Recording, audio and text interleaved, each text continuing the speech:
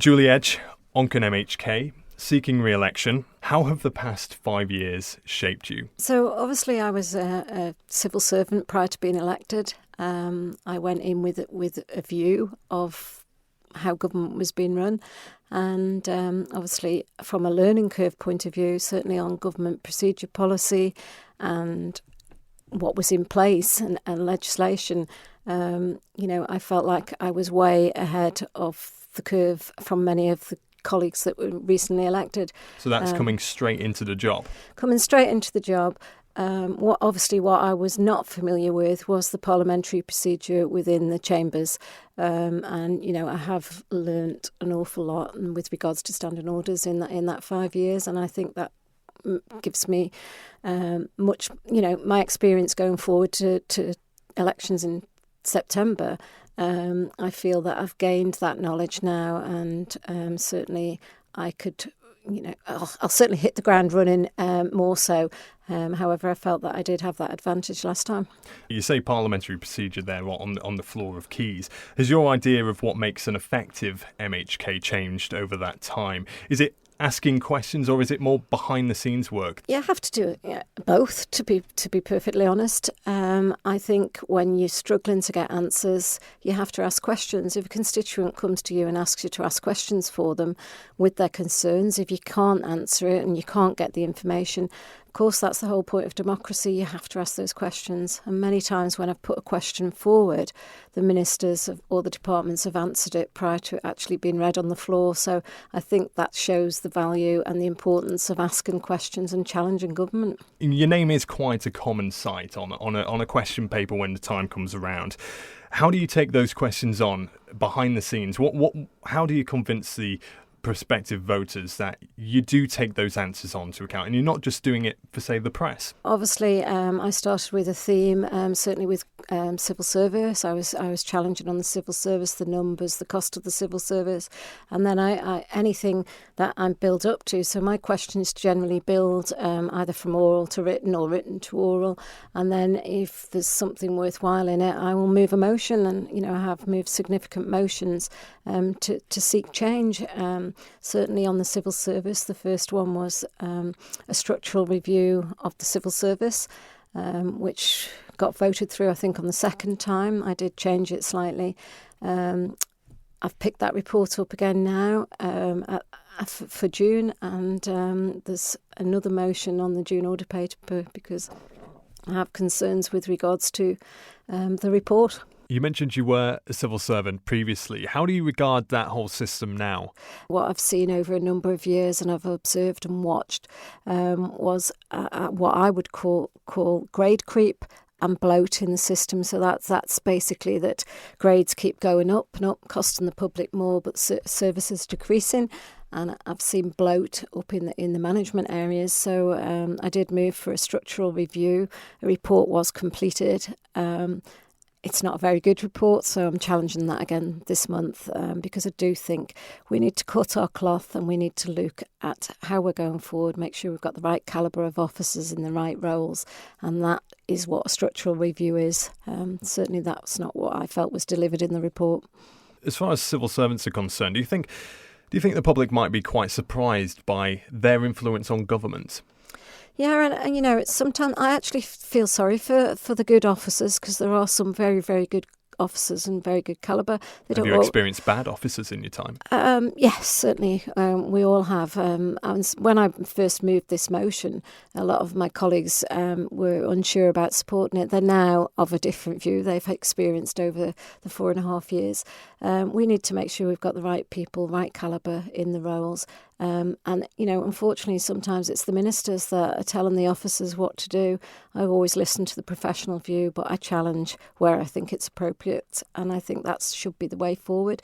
We've got a large public sector, civil service is part of it, but the civil service really is the main sort of policy area and legislation area. So we need to make sure that's right and fit for purpose. So how do you, I suppose, sort the wheat from the chaff? Well, certainly, that needs to be challenged. I hear a lot of ministers say, no, that's operational. But it's the operational that's costing the people of the Isle of Man. So when does the challenge become effective, though? Well, I think it can become effective. We've seen changes in this administration with CEOs and officers going. I think we need to make sure that people are using the policies that are in place rather than avoiding them and trying to manage people out. I was significant. I moved for whistleblowing. I had the whistleblowing committee created, and we've reported on that for significant change. And I do believe that whistleblowers will be the catalyst for change for Isle of Man government going forward. Do you think there's much information that needs to come out from within government that requires a whistleblower? Certainly, the whistleblowers that have been in fear of speaking up. Well, who's putting that fear on them? Well, exactly, that's the structure that's in place, and obviously they've been, they've come forward. And to me, they're the most committed employees you'd want to employ. I would employ them over and above rather than manage them out of the system, with non-disclosure agreements. I'm totally, I'm not for that. To me, a whistleblower has a right to a voice, and I think it's a supportive mechanism for government going forward. OK, what's been your biggest challenge, do you think, over the past 5 years? So the biggest challenge for me, obviously, was I was given the role as chair of Isle of Man Post Office. It's been a very exciting challenge, to be perfectly honest. The job I was given was, everybody said it's the poison chalice. But when I'm given something to do, I will actually do my best and make the changes. I was given the job, go in and sort it out. And I do believe, and the public can see that I have taken on that challenge. Yes, there's been strikes. However, the significant change that was required with pensions and terms and conditions I've successfully seen through, and we're now back into a profitable position, which, is something to be proud of in that space of time. So I can take on a challenge and I can deliver change. Do you think you could have done that any differently to avoid it, like you say, strikes?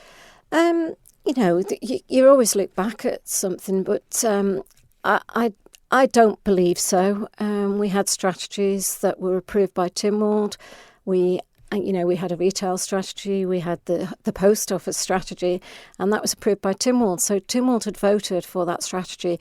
And that strategy was to deliver this change. So it was all within the strategy. So if you get approval and you get agreement from Tynwald, you have to deliver that, in my view. I know there's many things that don't get delivered, but in my view, if I'm given that job, I will deliver it. Say if Tynwald's happy, do you think the people on the street necessarily will be happy with the direction the post office is going now? Well, you're talking about the retail strategy side, which again was approved by Tynwald for the post office to make sure that there was a services within a 3-mile radius. We're delivering on that strategy. But I think the big issue, a lot of the public don't appreciate that these are privately run businesses. So although they're working as agents for Isle of Man Post Office, we are, we have to accept that if they hand in their resignation or they wish to retire, that we consider that. But we have to consider the individual. So if they want to retire from their business, we then have to focus and look at how we're going to take the retail strategy forward. One issue which is going to be all over the candidates' manifestos this time around is housing. Obviously, we've seen house prices rising over the past year significantly. Where do you stand on housing? Okay, obviously I was responsible for housing when I had my role in DOI, and yes, we do need to invest in housing, but I think there's a misunderstanding with regards to housing as to the actual need. There has been needs studies carried out. I delivered the Clathfane housing estate during my tenure, and that was within budget. I also delivered a mid-rent pilot scheme, and that was brought in to support and help younger people save for the deposit to then move on to the first-time buyers schemes. There's a lot of myth around the first-time buyers schemes. There's 2 schemes. There's one that that is for the new builds, but there's also a scheme that you can buy older properties and then do them up. Do you still think there's work to be done on those schemes? There's always room for improvement. Obviously, there's a scheme coming forward at Derby. One of my election pledges was that I'd like to see schemes with serviced plots, so people can buy a serviced plot and then they design their property and they build it. That's coming forward on the Derby scheme. That's in for planning at the present time. So, I have delivered a lot on housing.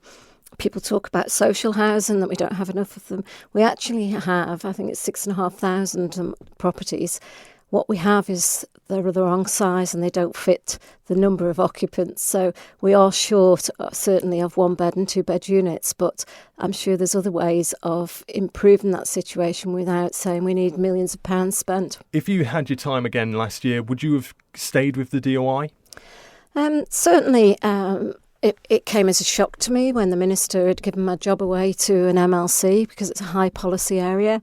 I was the only division in DOI that was delivering projects and within budget. It was the only division that was working within budget. I'd delivered all of my commitments within the programme for government. So it was quite alarming, really. You get a new minister and then he wants to bring an MLC into a high policy area. I appreciate it. It's not the it's not the MLC's issue, but it was certainly a strange move by the minister to do that. If you felt you could have proved yourself, why walk away? At the end of the day, when you have a couple of hour discussions with the minister, I'd actually delivered everything I've spoke about today was delivered prior to me resigning. The only thing that hasn't been delivered is the housing strategy. Now that was on its way, but then motion came to Tynwald and changed that significantly. You know, a lot of people think we should have housing associations. I'm not sure that's the right way forward for the people of the Isle of Man to make sure they've got affordable housing. We'll take a bit of a retrospective look now again, standing as an independent this time around. Going back to 2016, why, after being voted in as a Liberal van-in candidate, with the endorsement of the very popular at the time, the outgoing Peter Carron, did you quit the party? OK, the reason I actually stood as Lib Van candidate, I was considering standing, and I do have many similar views to Liberal Vannin. Peter Carron was finishing in his career, and he came to my home it was 9 o'clock at night and said, you know, will you consider it? He said, understand if you don't, and I'll still support you whether you're independent or not. So I felt that was a full endorsement, really, no matter which way I went. Obviously, once you're in a party, you understand it differently. I hadn't really, I hadn't worked with either Kate Beecroft or Laurie Hooper, and I knew Peter Carron's style because clearly he was the constituency MHK for Onchan. I feel I have many of it. I still hold their values. I think I work like Peter. I challenge and I want to deliver successful change for people. However, once I was in the party, it was there was times where it was difficult, and I always felt that Liberal Vannin candidates would never ever necessarily become ministers going forward, and clearly the leader of the party become a minister, and I was advised that I shouldn't be asking oral questions on the floor of the House of Keys or Tynwald. That's not what I got elected for. The people of Onchan voted me in to make sure that I would stand up for them, and it was a democracy that I could ask questions. So it became quite difficult. No, that was just the final straw, really. So independent, and I feel I've carried on many of my pledges. It was my manifesto. It had Liberal Van policy in the back. That carries quite a lot of weight, doesn't it? Having the Lib Van policies there mentioned at the back. Do you think it might seem to some that you used that endorsement to get in? What do you say to them? No, I certainly didn't use that endorsement. As I say, it was Peter that came to me, lastminute.com. I think actually people probably didn't expect me to get elected first time. I'd come out. Did you expect to be elected first time? No, it was a surprise. But actually, when I went out on the doorsteps, and Peter helped me on a couple of occasions, but I've been brought up in Onchan. The people of Onchan know me. They just didn't know my married name. So as soon as I was knocking on the doors, the people said, "Oh, Julie, why didn't you put your maiden name?" So I think actually people know me. They know I'm hardworking, and they know they can trust me. And I think they did vote for me because I was Julie Edge, not necessarily I was Julie Edge Liberal Vannin. You mentioned the word trust there. Do you think you're going to have to put in the work this time around to prove you have integrity? I think I've actually I'm doing that all the time. It's constant. You have to be, you have to prove your integrity. I've pushed, certainly. I've been very vocal on COVID. I was one of the first to actually change secondary legislation during COVID. I was the first. Nobody else thought they could do that. So I've done that. I've challenged government on the genomics. I challenged on the education bill. I think what I've delivered is what people will see. That's where my integrity's come from. It's not come from a ticket with a different label. So my integrity is how hard I've worked, and have I delivered on my manifesto pledges? And yes, I have significantly. Now, you mentioned Onchan there. That's the constituency. You'll be walking around, knocking on the doorsteps of people in Onchan. What do you think the major issue will be this time around? Well, obviously, in Onchan, we've had issues with roads, we've had issues with behaviour of the youngsters. I think I've always said I want to put Onchan back on the map. I feel that at times we can just be a village that people pass through. I don't want that. I want Onchan back on the map for what Onchan is. It's a fantastic place to live. I want to see the roads infrastructure maintained. It's quite a narrow village. I want to actually, I would love to see Onchan Stadium. It's 70 years anniversary this year. I want to see Onchan Stadium, possibly become a national stadium and become a centre for cycling particularly, but also other venues. So, and also with regards to the behaviour, I'm in the village. I see what's happening. There's not big groups of children going around. It's certainly much better at the present time. But I've held a public meeting. I'm holding another public meeting next week, so the public can come forward with their concerns to the police and the commissioners and the local MHKs. You've held public meetings before on this. How many months ago now? It was last October. So what have you achieved between then and now to tackle antisocial behaviour? Okay, so obviously it's not me. It's not just the MHKs. You have to work collaboratively with the police and the commissioners, and certainly with education. I've invited education along this time, and there's been big improvements. The commissioners have put a lot of work in for additional CCTV. Certainly, there's a police base being created that's going to be launched soon. That's going to be in the commissioners' offices. So the commissioners have worked to make those improvements. And the police have put in targeted good work. It's certainly quiet, but we are coming up to the school holidays. We're towards the end of the TT break, and I thought that was the right time. I did promise the people at the public meeting that we would have another meeting, and I think it's the right time to have that and we can also listen to any new concerns. Some have mentioned that perhaps they believe those going around in these groups of youths, as it's been said, don't actually come from Onchan themselves. Where do you think they're coming from? Well, Lewis, I've been brought up in Onchan, and it's never been any different. There's always been concerns that youths are coming in from Pulrose, youths are coming in from Peel. I've been brought up with that. But why to Onchan? I think it's just that they possibly go all around the island. There is not. I don't believe there's a major issue in Onchan. I think it's low level and it can be addressed. I think those around the island might disagree. Yeah, and I think the problem that we have got in Onchan is lack of facilities for the young. When I was younger, there was far more facilities available and a lot more in Douglas. There's just lack of facilities, and that's what we need to focus on, is giving them options. It's not just about sport. There's options that are needed for entertainment as well for the youths. Okay, we're running close on time now. So just finally, why should people vote for you in September? Okay, obviously I've done one term, and I have stuck to my pledges with the people of Onchan. I hope that you can put your trust in me.